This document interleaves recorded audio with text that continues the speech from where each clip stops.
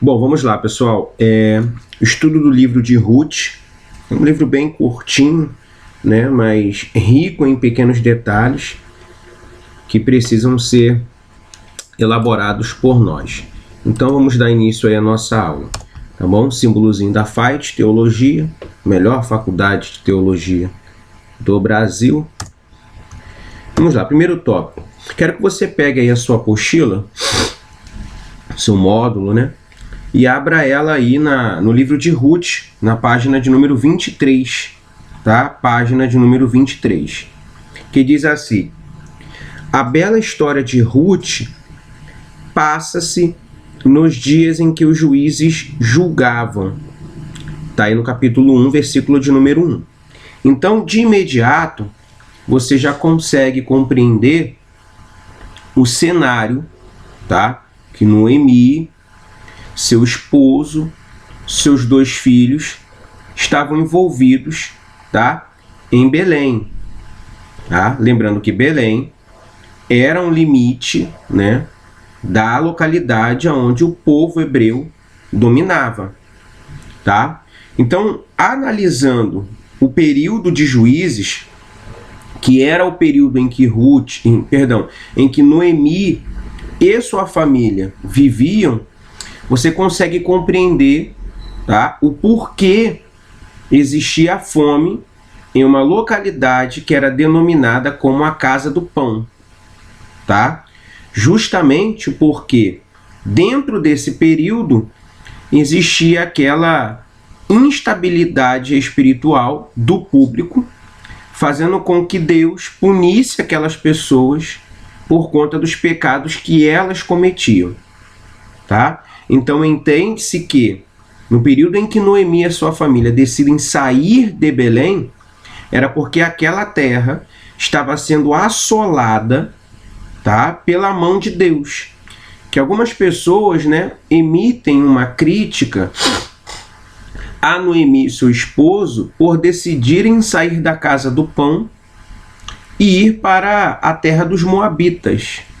Só que o que acontece dentro do contexto, na grande maioria das vezes, não é trazido à baila, porque eles estavam em uma localidade que de fato era a Casa do Pão, tá? Era uma localidade que existiam os israelitas, os hebreus, era uma terra que eles eram os moradores, porém era uma terra mergulhada no pecado, na luxúria, na prostituição espiritual e também carnal. As pessoas faziam o que queriam, era uma balbúrdia aquela cidade. Não tinha nada de Deus dentro daquele lugar. Então é você estar num lugar onde ninguém serve a Deus. Qual era a possibilidade que eles tinham de sobreviver? Nenhuma. A única era saindo daquela terra e tentar a vida em uma outra localidade. Sendo estrangeiros, sim, mas tentando pelo menos sobreviver mediante o caos que eles estavam vivenciando. Eles tentaram, por diversas vezes, né, os patriarcas fizeram as mesmas ações. Abraão e Jacó, por exemplo, quando estavam como peregrinos em Canaã, lá no livro de Gênesis, aonde eles iam buscar refúgio? No Egito. Era uma localidade diferente, que não serviam a Deus. Beleza? Então é exatamente a mesma prática que Noemi e o seu esposo resolvem tomar. E aí eles vão para a terra de Moabe, né? Moabe era uma localidade extremamente inimiga do povo hebreu. Foi uma pedra no sapato dos israelitas durante muitos anos. Perseguiu ali os israelitas por pelo menos 18 anos. Tá? Lembrando que Moabe foi um dos filhos, foi o filho do incesto, né, de Ló com a sua filha, originando, né, os Moabitas. Então, desde o início, já era uma localidade extremamente hostil e formatada, né, por meio do pecado, mas enfim, eles decidem ir para lá, na tentativa de sobreviver a um grande caos. Tá? Território de Moabe é a localidade onde eles decidem ir. O livro concede também o ponto de vista bíblico em relação à importância da mulher no meio social. Por quê? Porque tem-se a ideia errônea, tá bom? Tem essa ideia errônea de que as mulheres não eram valorizadas dentro da cultura judaica, o que é uma mentira, tá bom? O judaísmo, até o dia de hoje, ele valoriza muito o sexo feminino.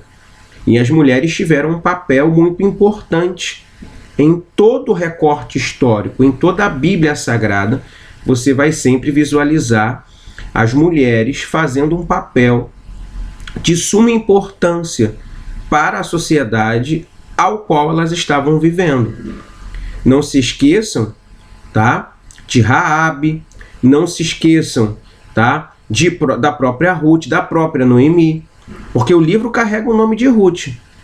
Mas quem seria Ruth se não fosse Noemi? Né? Você vai visualizar lá na frente o ministério de Jesus sendo sustentado pelas mulheres e não pelos homens. Você vai ver mulheres sendo fiéis a Cristo e homens traindo ele. Então a mulher, ela tem um papel muito importante dentro da sociedade judaica, dentro da história do povo hebreu. Para você ter uma noção, né, as mulheres, elas são tão valorizadas dentro da cultura dos hebreus que os judeus entendem, né, que para que o homem venha a ter uma intimidade com Deus, da mesma forma que a mulher tem, o homem precisa estudar constantemente a Torá. Não que a mulher não precise e não possa estudar a Torá, mas é que a cultura judaica entende que pelo fato de ter concedido Deus à mulher o poder de gerar vida no seu ventre, a mesma tem uma intimidade com Deus tão grande que o homem, para ter, precisa ler a palavra. A mulher já tem em sua essência. Você pode ver que a mulher, ela tem uma sensibilidade, né, um toque diferente do que o homem tem.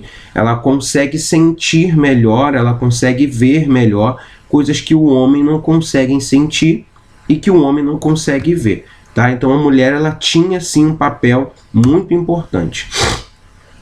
O livro também vai mostrar como Ruth, em um período de 10 anos, tem a sua vida transformada. Por quê? Porque ela chega como estrangeira, né, em Belém. Haja vista que Ruth vai surgir no cenário dentro do seu território. Tá? Noemi, seu esposo e os seus filhos entram em Moabe. Lá, os filhos de Noemi casam-se com mulheres moabitas, tá bom? Só que os dois morrem junto com o seu esposo. Ruth decide voltar para Belém junto com Noemi. Então ela chega em Belém como estrangeira. Lá em Belém, ela se torna serva, ela vai trabalhar nos campos, né? Depois de serva, ela se torna esposa de Boaz e termina a sua história como alguém que é participante da genealogia de Cristo Jesus.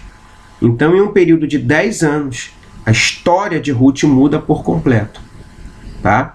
Você vê a progressão positiva, o crescimento gradativo da vida de uma mulher que decidiu não desamparar uma filha de Deus.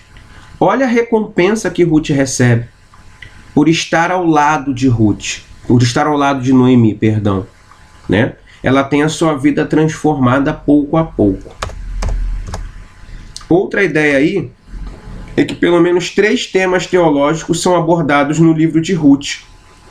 O primeiro, ilustra o plano redentor de Deus para todos e não só para os judeus, tá? Porque tem-se uma ideia de que Deus, ele tem um amor principal pelos judeus. Isso, por exemplo, foi uma dificuldade muito grande que os apóstolos tiveram, né? Pedro teve uma dificuldade muito grande de aceitar ir até a casa de Cornélio para poder apregoar a palavra e se alimentar da comida que o mesmo colocou sobre a mesa. Paulo sofreu muito preconceito por pregar a palavra para os gentios, porque os judeus no início achavam que Deus, ele tinha um projeto somente para eles. E quando você lê o livro de Ruth, você consegue visualizar que outros povos também podem ser participantes da graça salvífica de Deus. Porque Ruth era uma moabita, localidade amaldiçoada por Deus por conta do seu crescimento, do seu nascimento ou surgimento. Haja vista que os moabitas são descendentes de uma prática pecaminosa executada pela filha de Ló com Ló, um incesto. Ambos se relacionam sexualmente, nasce Moabe, né? E aí, desde a sua hereditariedade, há pecado, há uma maldição. Mas Ruth volta com Noemi para Belém, e ali tem um encontro com Deus. Então, o plano redentor de Deus ele se expande para todos e não somente para um grupo. E aí segue esse exemplo também para nós cristãos, né? Que por vezes pensamos como os judeus pensavam antes, que somente os cristãos podem receber a salvação, mas não é assim. O plano de Deus ele abrange todos. Outro relato teológico retrata a mulher virtuosa de Provérbios 31. Quem a achará? Deus achou Ruth, né? E o último descreve o cuidado de Deus com a pessoa aparentemente sem importância. Tá? Deus resgata uma mulher desconhecida, estrangeira, que catava espigas de milho que os outros deixavam cair para poder se alimentar e alimentar a sua sogra. Então, todos esses cenários no livro de Ruth são relevantes para o nosso contexto. E o esboço do livro de Ruth, né?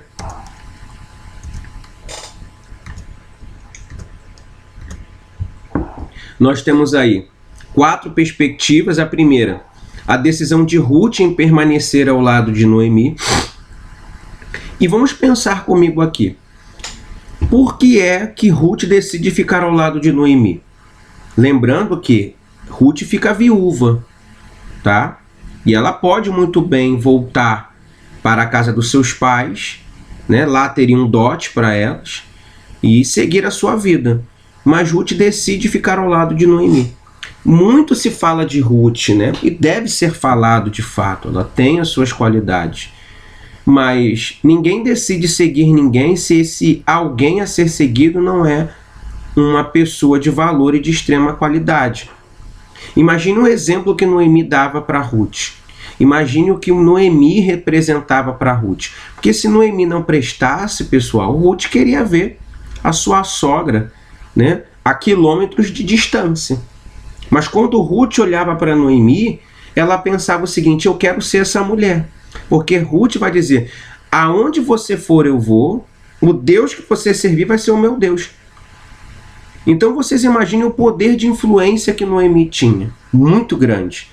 No capítulo 2 você vai tratar dos direitos de Ruth de catar as espigas de milho que caíam no chão. Naquela época, quando os catadores vinham catar não só as espigas, mas outros tipos de frutos, né, sempre existiam as quedas. E a lei dizia que aquilo que caía no chão não era para ser catado. Por quê? Porque aquilo que caía no chão ia servir para as pessoas mais necessitadas. Então, tudo que caía no chão, as pessoas que eram mais necessitadas vinham catando para poder ter o seu alimento. Daí entra Boaz. Porque o que Boaz faz? Ele manda com que as pessoas deixem cair propositalmente as melhores espigas para que Ruth pudesse catar e automaticamente Noemi pudesse comer. Tá? Então já começa ali, né, a chipada de Boaz e Ruth, né? No capítulo 3 você vai ver Boaz agindo como Goel, que era a figura do Goel. A lei de Levítico, capítulo 25, trabalhava a ideia da lei da restituição, né? Como é que funcionava a lei da restituição? Uma pessoa que possuía terras, bens, né, ela podia penhorar esses bens por um período de 50 anos. Exemplo, eu tenho uma terra e estou endividado e vou penhorar essa terra para uma outra pessoa. E o judeu tem um calendário, né? De 50 em 50 anos muda-se o ciclo. E aquilo que era meu, só que está na mão de outras pessoas, voltam para as minhas mãos. Então eu penhorava a minha terra e quando chegava o ano do jubileu, aquele que penhorou me devolvia a terra. tá? E existia a figura do juiz, que ia atrás das terras que foram penhoradas para que voltasse para as mãos dos seus devidos donos, tá? Quem era essa figura? Era o Goel. Boaz, ele vai restituir um território que era de Noemi. Então, olha a figura do Goel aí. É o restituidor. É aquele que vai conceder novamente algo que uma pessoa tinha perdido. E o último, né, o aparente remidor, abre mão do seu direito por entender que não poderia dar a Ruth o que ela merecia receber. Tá? A lei dizia que um parente deveria casar-se com a viúva, tá, do seu familiar. Quando Ruth volta para Belém, de fato existiam outros parentes, né, de Noemi que estavam aptos a se casar com Ruth. Então existia já a figura de um remidor. Existia um parente que por lei deveria se casar com Ruth. Só que o que esse remidor faz? Ele olha para Ruth e entende: eu não posso ofertar para ela aquilo que ela merece receber. Então esse remidor abre mão de Ruth para que Boaz pudesse se casar com ela, porque ele entendia, tá, que ele não poderia dar, e por gostar de Ruth, ele abre mão para que ela pudesse ser feliz, tá? Então ele abre caminho para que Boaz pudesse executar então a aliança com Ruth. Tá ok, pessoal? Então é uma breve introdução aí do livro de Ruth, e espero que vocês tenham muitos estudos, produtividades durante esse mês, durante essas 3 aulas, tá? Peço a vocês que vocês não fiquem, tá, naquelas informações que foram passadas, mas que vocês possam buscar outros conteúdos, estudar outras fontes, para que vocês possam ser enriquecidos. Hoje nós temos muitas bíblias de estudos, né, que propõem essa facilidade e que podem abrir um leque de informações muito grande para vocês, tá bom? Que Deus abençoe a vida dos irmãos em nome de Jesus.